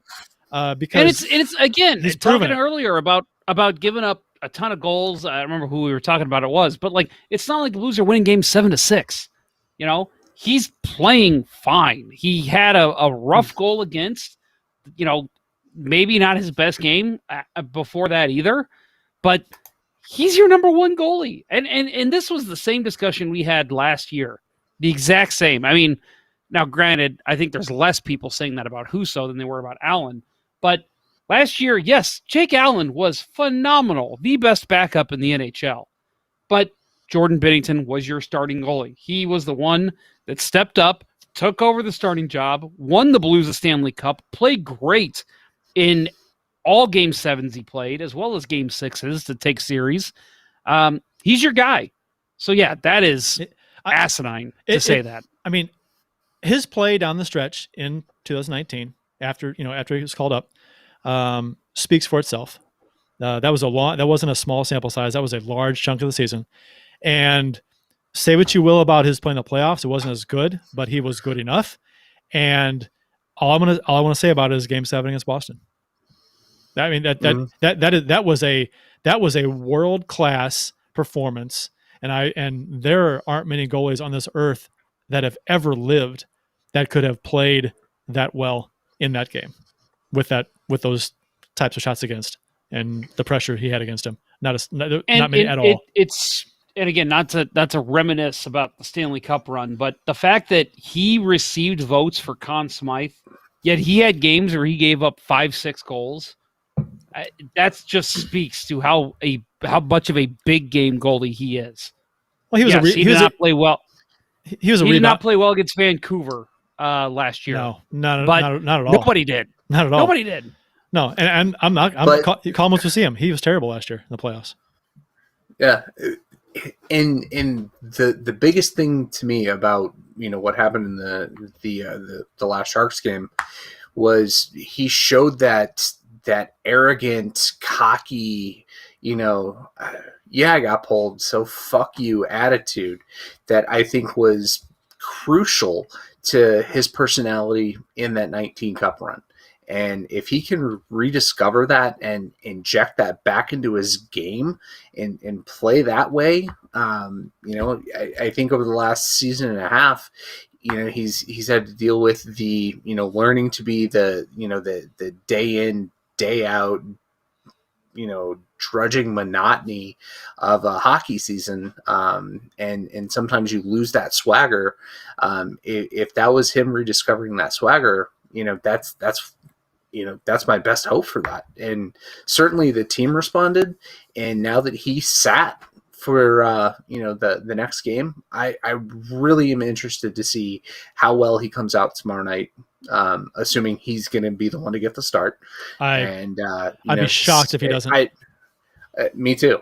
Absolutely. I think that if we see him come out tomorrow night, and maybe Berube does says, what, we're going to give Husso one more night and see what the reaction is.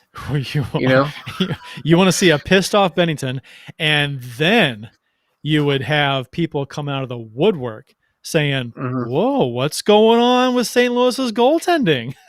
After Binnington gets pulled and shoves a couple Sharks, he hadn't gotten a start in the next couple of games. And then all of a sudden there's a manufactured controversy. Yeah, no, you absolutely have to get him back in tomorrow night. Yeah, I agree. Especially looking at the schedule, you've got back-to-back Friday, Saturday with the Kings, and then you again play Monday against the Sharks, and then the weekend after, the 12th and 13th, you've got back-to-back with the Golden Knights. So I think you don't want to, have him play Saturday, maybe sit Monday or play Monday, and have him go against the Knights. It makes sense that he would come in tomorrow night no matter what. Sanford scored twice in this game. Your thoughts on Sanford, guys? I think he had I had a back and forth with a guy before the season started on Twitter, and he popped up again after last night's game. He loves Sanford, so you can imagine why he popped up after last night's game and was pretty quiet about Sanford up until last night. So he thinks he's a 20-goal scorer. I'm sorry, he thinks he's a top 20 left winger in the NHL right now, and he predicted he'd score 20 goals this season. Woo! So is Zach Sanford a top 20 left winger in the NHL right now? No. Listen, I am still a Zach Sanford fan. That's why I'm going to go ahead and not even give Bill a chance to talk here, because I just, sorry, buddy, I love you, but I like Zach Sanford. I know that I am the idiot who liked Patrick Berglund. I think Sanford is fine. I don't think he is, I will say this, and I said this in the Cup run, if he is your biggest problem, you've got a good team. The issue with Sanford is, for some reason, he's touted as a top 6 forward on this team. Right now, okay, fine. But normally, not even close. He is a third-line winger at best who can bring some sandpaper and bring some bring some scoring prowess. A little bit. No, he's good in the corners. He's not bad in the corners. He's not. He's terrible with contact. Fine. He doesn't cycle well. He's not good with contact. You put a guy on him, he folds like a cheap lawn chair. We're just gonna disagree on that. You know what? We can debate this in the Discord chat after the show, along with Star Wars acting. Oh man, I think the Discord show is going to be better than the regular show. Maybe we'll see. Join us in Discord after the show. We're gonna hang out there for a few minutes. I don't think he's that bad. I think the issue is where he's played. I think if you put him on a third line with a Bozak and a Sundqvist, I think he's fine. It's just they keep putting him on the top line with O'Reilly, thinking there's something there, and there's not. That's not the type of player he is. I think you put him any other team. If he's still with Washington, he's a fourth liner on their team. Sanford has the same amount of goals as Hoffman, does he not? Because Dan Grice said Sanford has more goals. I thought he had the same. He's got... Well, okay, you know what? I take it back. Zach Sanford is a top 20 left winger in the NHL. I'm kidding. Hoffman has 6 goals and Sanford has 6 goals. They both have 6. So and Hoffman has 15 points and Sanford has 9. And Hoffman is a plus 10 and Sanford's a minus 2. Hoffman is tied for third in plus minus on the team. Now say what you will about plus minus, but the number one gripe amongst negative Nancy Blues fans was Hoffman's defense, and he would cost us goals on the ice. And that has not been the case this season so far. I actually think he's been fine I do too. defensively. I mean, he hasn't been great, but he's been fine. He's been you know. Now his offensive production, goal wise, I wish he should probably have a few more goals, but he should have 40 goals. he should have 40 goals. Bill's 40 goal prediction for Okay, so wait, I'm gonna do the math here while you guys talk. What on pace? I wonder what he should be at right now to reach 40 goals. Well, he's played 21 games, so they're over a third of the way. So he needs to be at like 12 right now. 13. He should be he should be at like 14 goals right now. 56 games this year, right? Yeah, he should be at like 14, 15 goals right now. I'm gonna figure this out for you, Bill. Bill, your thoughts on Zach Sanford? I'm with you fellers. As far as Curt's comment about him, put a body on him and he folds like a cheap lawn chair. I think he is soft. Brian Roberts' comment in the chat. Thing he learned about the Blues fan base is that they hate big guys who don't play big and play out of their role. Patrick Berglund. Right. Well, but you know what? Yeah. If you are a big guy and you don't play big and you play out of your role, well, what fan base is going to like that? Yeah, but the thing with Sanford is it's Adam Creighton. He's big. He's big, but he's not heavy. Right, he's the tall, skinny Nintendo player. He is. Right, he's gonna get clobbered even by the middle, by your mediocre medium guy. He has shown at times that he has great hands and a knack for getting to the net. Go back to Game 7 against the Bruins. Yes. That the final nail in the coffin sliding into the back door is Perron, stick handled through 4 Bruins defenders, but overall, his through the struggles of a long NHL season, his physical play isn't. I think could be more, and I definitely don't disagree with Brian's comments there.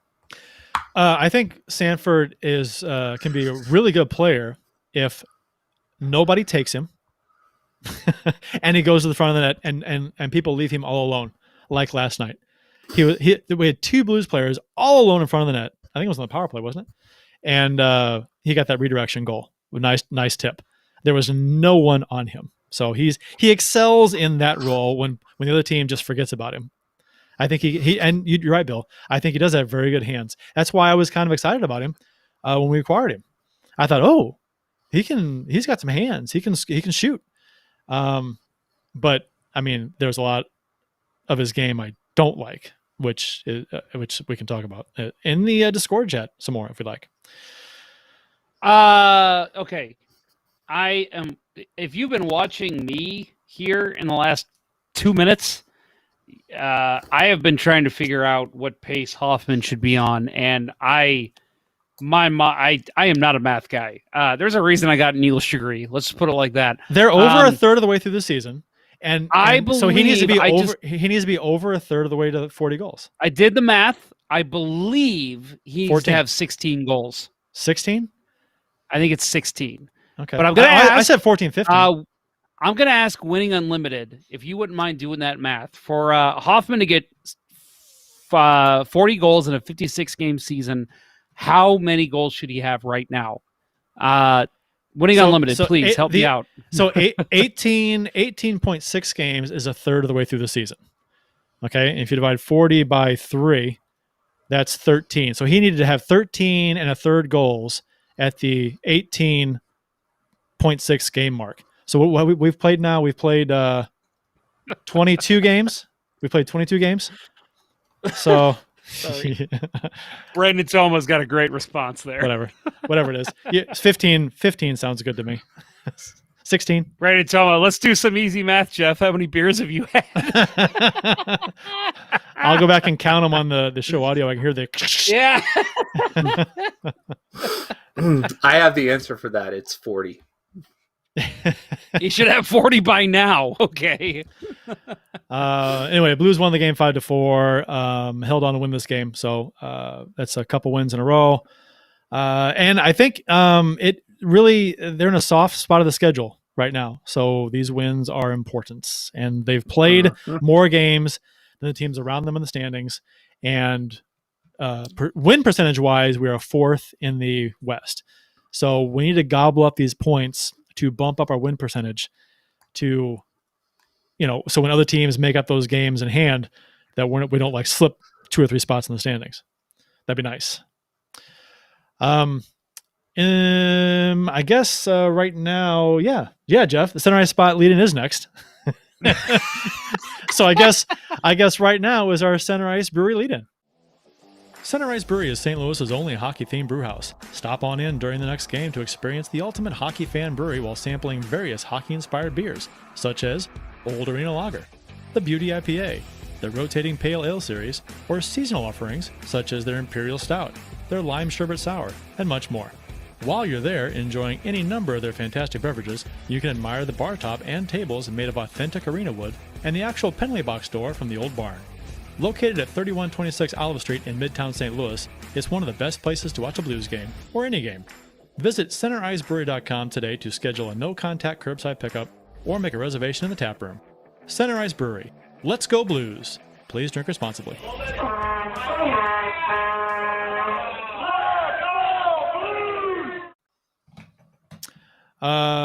We might be having some internet issues. Oh, there it's kicked back up again. So it was down to a 1 frame per second output there. So it may have been a little choppy on the YouTubes for you guys. Hopefully it's better now. It says now it's at 51, 58. So we're much better.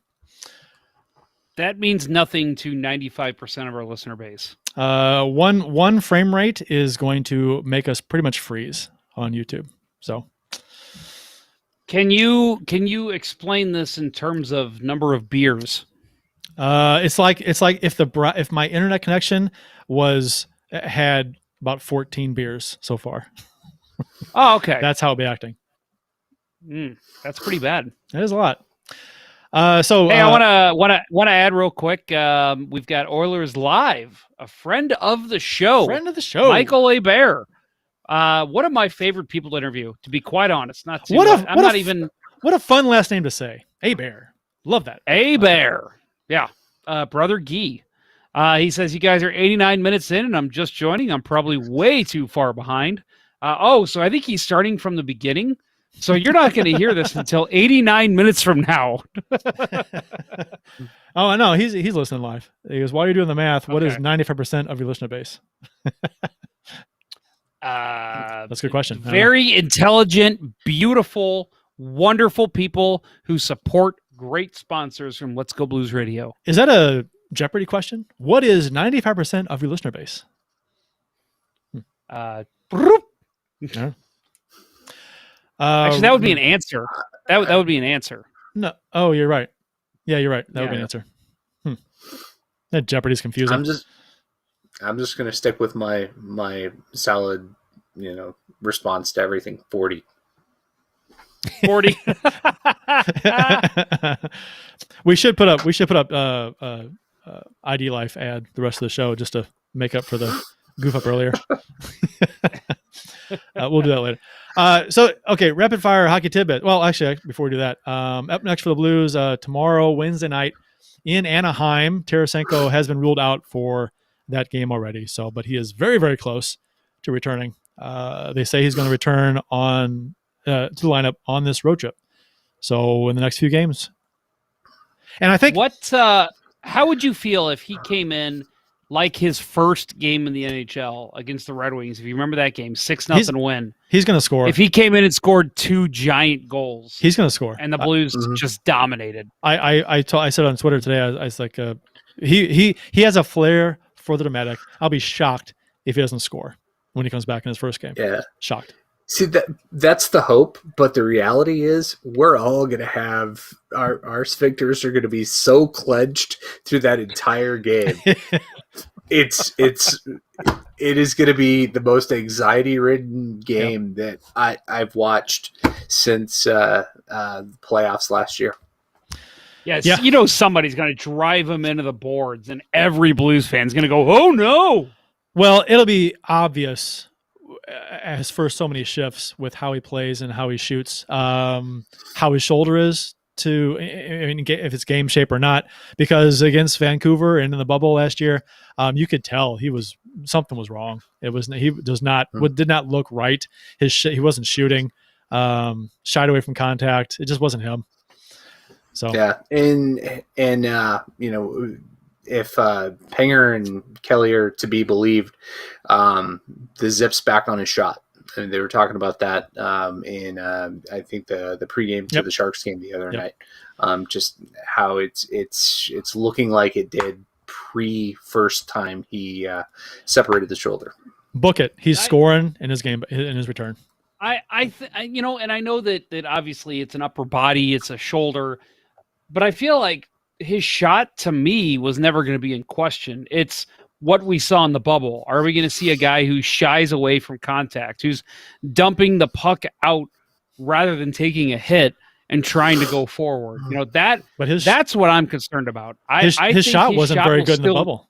That was a thing too. Oh, I agree. But I'm just saying, I think after the surgery, that's not something that concerned me. I thought that would come back. It's a matter of his timing, his speed, his ability to take checks and not get hurt. And honestly, have no issue going into the dirty areas when he needs to, because again, that was something we didn't see in the bubble. And honestly, even before he was hurt, I think we started seeing that he was shying away from contact. I know, but the problem was that the surgery didn't take. It didn't heal properly, didn't take, and that's why his shot wasn't great. And I think if people see that his shot is great now, we haven't seen him in practice, but like you said, Pang and Kelly, they're saying that the zip is back, so that is a good indication that the surgery went well this time. Yeah, and that's why people are saying, me in particular, I want to see him shoot in a game situation with pressure on him. I want to see him let one go with that rebuilt shoulder, and I want to see how it is. But in the same breath, though, they're Blues employees. What else are they going to say? I hate to be the pessimist here. Well, but I mean, are they going to say like, "Oh, we saw Tarasenko in practice, and I know he was okay. He was okay." I know, like that's not. They've got to hype this team up. They've got to hype it up that he's coming back. I know. And last year when Tarasenko was practicing before he came back, they were hyping him up. I can't remember them saying that his shot was back and he looks as good as ever. I remember them being excited about it, like they're supposed to, like the hype men. But we'll see. I'll admit I'm hopeful. I think he's a guy that is so motivated that he's a guy that he's gonna do whatever he's told by doctors, physical therapists, whoever, and he's gonna do what it takes to get back to his in-game form. So if there's ever like a question of, does he have the drive to do it? Yes, 100%. He definitely does. It's just a matter of if his body will allow him to.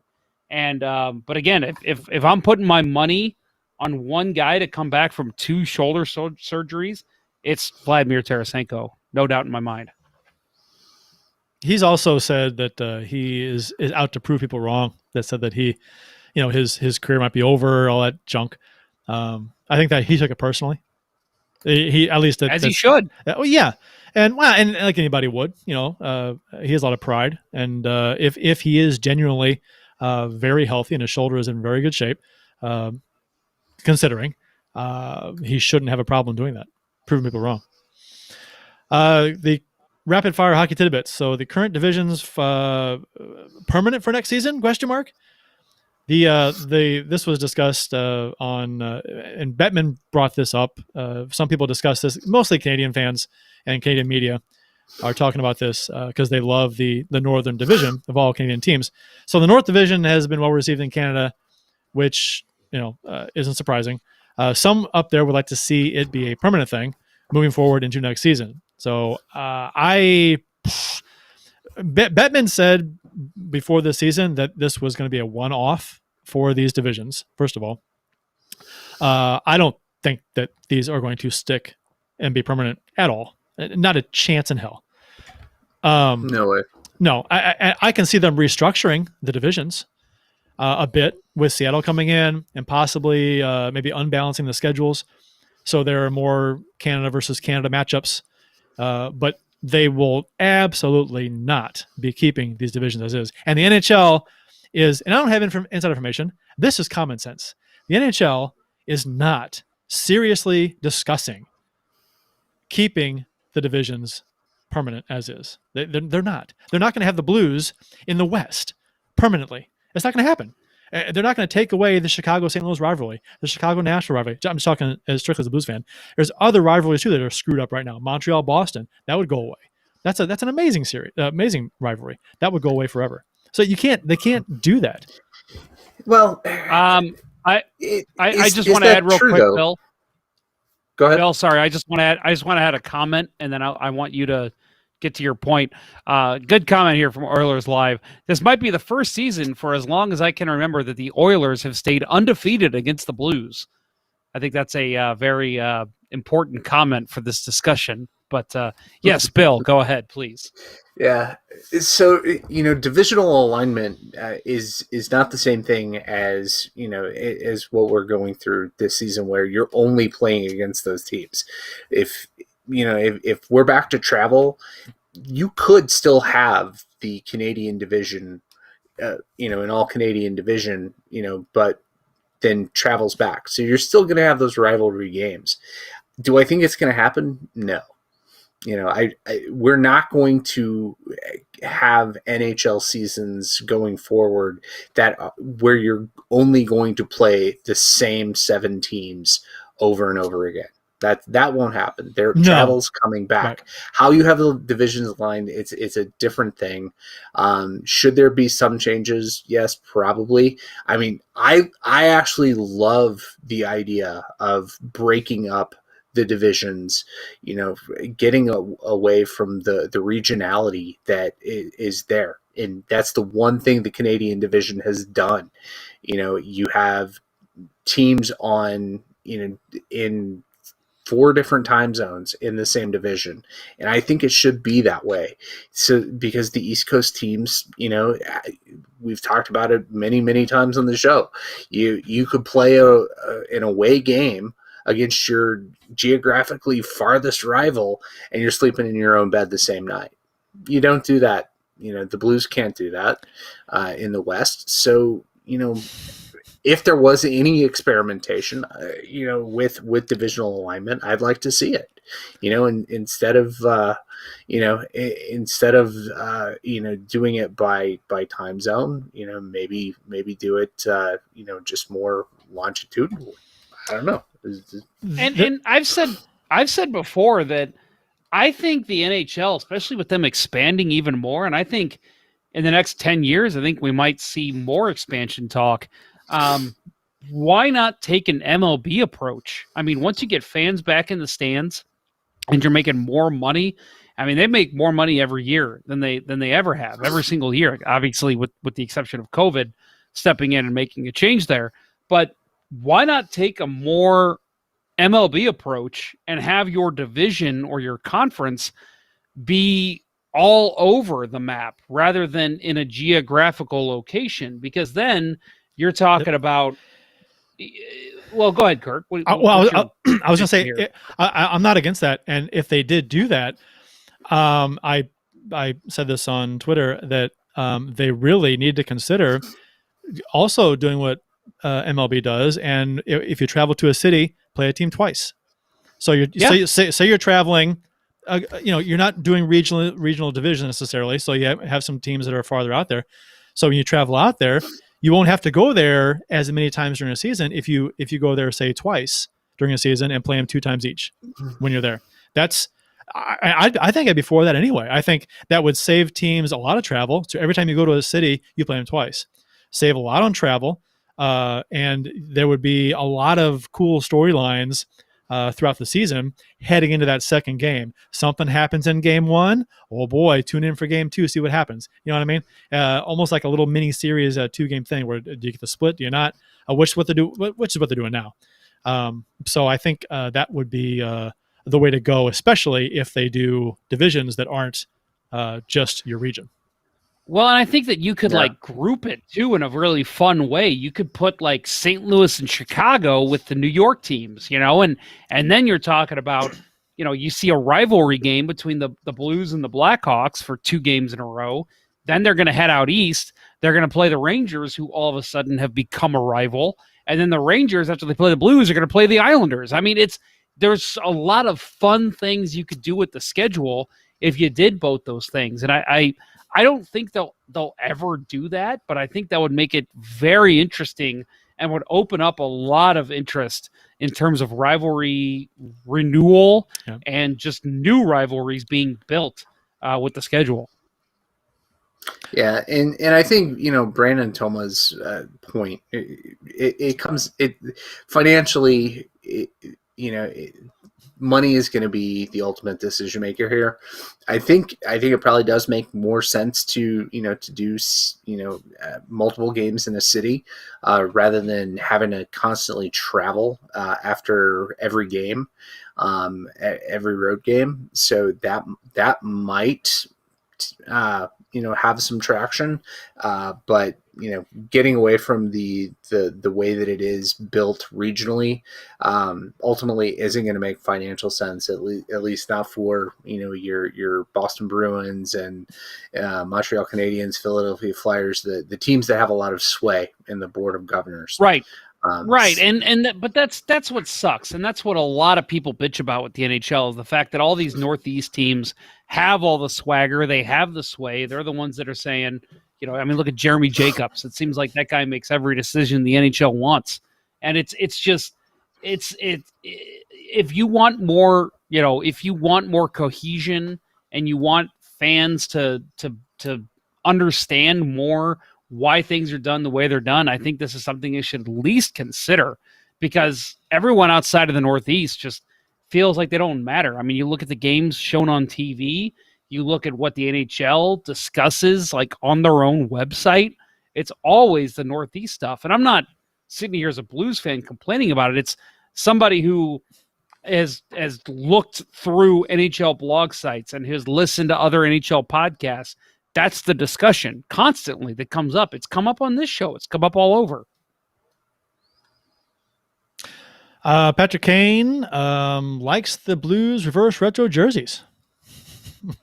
Does that surprise you guys? And no, because we hate both the retro jerseys and Patrick Kane. So it gives you another reason to hate Patrick Kane, because he has shitty taste in jerseys. You know why he likes those jerseys, right? And I'm not even making a joke by saying this. It's because the St. Louis Blues have added red to their jerseys, and he is a Chicago Blackhawk. He said, "It pains me to say this, but the Blues throwback with the red." That's he goes. He likes that. I don't get it. I mean, I honestly think if he was drafted by the St. Louis Blues, I think he would not like this jersey. I think nobody. I would love to get jersey. an honest. Oh, a lot of people do. No. What I mean is nobody that. Okay, a lot of fans like it, and we've went over this so many times, but I don't think many players like it. You could tell by when they were talking about them before they wore them. Pretty much saying, well, that's something. There's a lot of red. There's certainly bold. You know what I'm going to do? I am actually going to message friend of the show, Brandon Bullig, and I'm going to ask him what he thinks. Well, because he would have an interesting take, right? Grew up a Blues fan. Yeah. Played for the Chicago Blackhawks. I wonder what he thinks. So I'm going to send him a text right now and hope that. And if he doesn't get back with you, him off by texting him at 11:25 at night. If he doesn't get back with you by the end of the show, and he gets back with you after, maybe he'll be in the Discord chat where we'll be. That's true. Right. So you'll want to join us for that. Let's go blues.com. Let's go blues.com/Discord after the show, guys. So since we're on, the supposed rapid fire tidbits around the NHL, breaking news: Montreal Canadiens fire goaltending coach Stefan Waite and hire Sean Burke as his replacement. So, Sean Burke, who has been shopping himself as a GM, takes a goalie coach role in a town where Mark Bergevin's been there for 6 years. Ooh, interesting. Yeah. Wyshynski tweeted this out. Somebody retweeted somebody with this theory that it's the beginning of a coup by Burke. And Wyshynski tweeted saying, "This is Game of Thrones level stuff. I love it."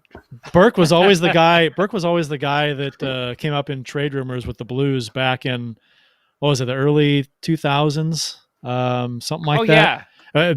Blues fans wanted him because the Blues were struggling with getting the guy in net, at the time, and Burke's name up in trade talks a lot. Bill, I want to ask you, as a Montreal guy, I actually think I sung his praises a couple weeks ago on the show about goalie development, because for the longest time, Sean Burke was with the Coyotes as a goalie coach. Part-time goalie coach was interesting. Right. What do you think? I love the move of bringing him in for any role. I think he has been great since retiring from the NHL. Yeah. What do you think? No, he was pretty much responsible for, reviving Devin Dubnyk's career. I mean, Dubnyk was a very high draft pick by the Oilers. Never made it, right, Michael? I mean, he was always just not good enough to cut it. I think Oilers are all too familiar with that goalie tune. Not that it was too dissimilar to what we've had in St. Louis over the years, but But Dubnyk, he found himself, when he was in Arizona, and Berkey was the coach there. I like it. I think the Carey Price is signed for another 5 years. So you're not changing the goalie. Stefan Waite's been there for several years. And Price is, his struggles are, he is the, probably the most heralded goaltender of this generation of goaltenders. But because he's never been able to win a cup and been on really bad Canadiens teams, he's not gotten to the heights that he should have gotten to. And, hopefully getting a new perspective in there will help him right the ship. They won tonight, and then they announced after the game that they fired Waite. Hey, Bill, kind of odd. Bill, if Montreal were to eat some of Price's salary, would you want the Blues to trade for Price? Binnington for Price? No, not at this point. Not with 5 years left on that contract. Hell no. So he makes $10 million, something like that. Yeah, 10.5. So if they were to eat $4 million of that, and it's $6 a year, could they? They're not going to eat it over the entire contract. I don't think that's allowed. Could they? And I was going to say, yeah. I don't know, why couldn't they? That's not allowed. I think it's against the CBA. You can eat salary. You can take salary. Not that much though. Oh, I don't know. I don't know what the line. I don't know what the line is. I'm just whatever it's. I don't know. I don't think it's that much. I don't think you could eat that much. I could be wrong. Maybe I'm wrong. Is there a number, Bill? What if you could? What if they could eat? What if a team could retain any percentage of salary? Is there a number that Price would have to be making for you to say, okay, I'll trade Binnington for Price with 5 years left on the contract? No, not with 5 years left on the contract. Okay. So, same salary as Binnington. Was it four? What's it make? 4.5? 4 something? 4.75. 4.75. I think something like that. No, at this point, no. Just too many years left on that contract. He's 34. How old is he? 34? 33? What is he? Yeah, 33, 34. He's I mean, you're talking, you're going to have, a 38, 39-year-old at the end of that contract. Well, Brian Roberts says you can retain 50%. Now, can you do that over 5 years? I don't know. I think he's right. I don't see why yeah, not. you can. I think you can. He's And right. 50% sounds what right. what sane team would do that? I mean, don't you go the buyout? A team with money. You go the buyout route before you do that. To pay, I could see a guy I to could play see for another team. I could see like an Ottawa doing that, but I think the question then becomes, would Montreal trade him to Ottawa? No. They'll always be in the same division. Even if it's a Canadian they will. division. I could walk from Montreal to Ottawa. All right. Anything else we got, guys? We're gonna close up the show and head over to Discord. No. I got nothing left. All right. I mean, I'll just add that we had a lot of comments tonight, and I'm sorry, everybody. I say this every week lately. We weren't able to get to all these. I mean, I'm kind of the unofficial comment tracker, and it's just been hard to get to everybody. So thank you, everyone, for tuning in. And Oilers Live, again, Michael A. Bear. Oilers Live, we plug Tealtown USA all the time. Oilers Live is a fantastic show. If you're wanting to hear anything about, right now, I'm sure it's mostly the Canadian division, but typically he has people on from all NHL teams. Obviously, I've been on his show. It's a very, very fun show to participate in. He streams on Twitter and Facebook and YouTube all over the place, and just a great show if you're looking for anything about the Oilers, anything going on in the Canadian division right now. That's Oiler. I think it's Oilers.live. Michael, if I'm incorrect with that, please correct me, but I believe the URL is Oilers.live. Great stuff. And again, of course, Eric joined us earlier from Tealtown USA, the best Sharks podcast there is. I don't even know if they have any competition. I think they do. Great friends of the show. They do? Yeah. Okay. Yep. And we love those guys. They're fantastic. Yep. So Tealtown USA, they're in our division this year, obviously. So a lot of fun to tune into them and hear what they have to say about what's going on in the West Division.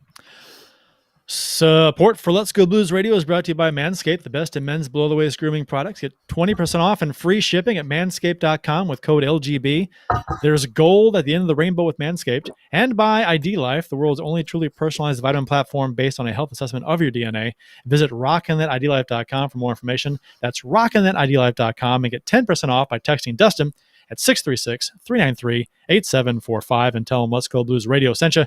And by Center Ice Brewery, St. Louis's hockey-themed brewery. Visit centericebrewery.com today to schedule a no-contact curbside pickup or to make a reservation in their awesome tap room.